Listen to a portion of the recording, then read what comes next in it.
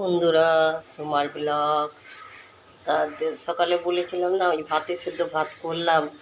তারপর আমি তো ওই ভাতে সেদ্ধ ভাত দিয়ে খেতেই পারি না, জানো, ডাল সেদ্ধ আলু সেদ্ধ এই কটা খেয়েছি আর ফেলে দিলাম। আর ভাত এখন জল দেওয়া রয়েছে, খাইনি, ভাল লাগছে না। ও তরকারি পাতি না হলে খেতে পারি না, ভাতে সেদ্ধ ভাত দিলে ওকে কত খায়, আমরা তো পারি না।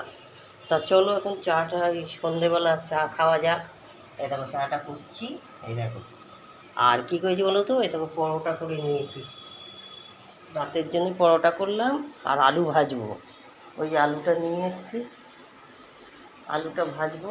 এই যে আলুটা এখন ভাজা হবে, আলু ভেজে আলু ভাজা আর ওই পরোটা রাতেই হবে, আর কিছু করবো না এখন, বুঝেছো?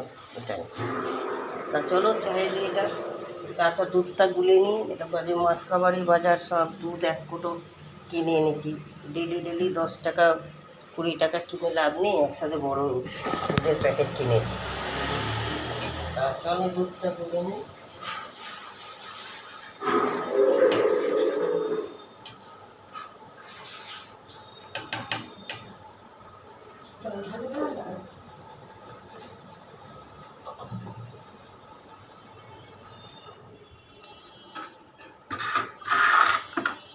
উপর করে উপর করে চলো এই দুধটা গুলে নিই।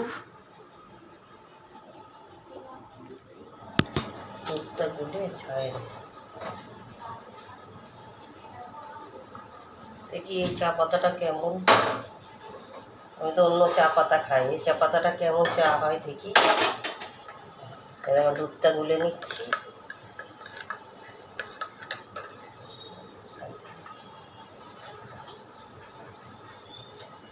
চাটা করা হয়ে গেছে।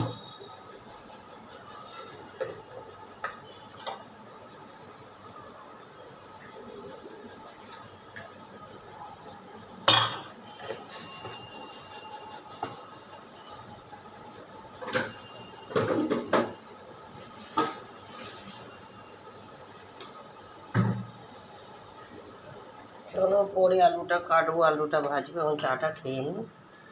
এই দেখো চাটা বানালাম। আমার জানো তো মোবাইলটা ডিস্টার্ব করছে, কালকে একটা মোবাইল নেব, নতুন মোবাইল করেছি, একটা মোবাইল নেব।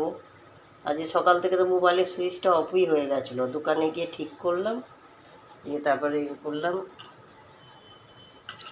এখন চলছে। তো চলো চাটা খেয়ে নিই। তা চলো, তোমার ব্লগটা যদি ভালো লাগে লাইক শেয়ার সাবস্ক্রাইব করো, দেখতে থাকো সোমার blog. Good night, see you.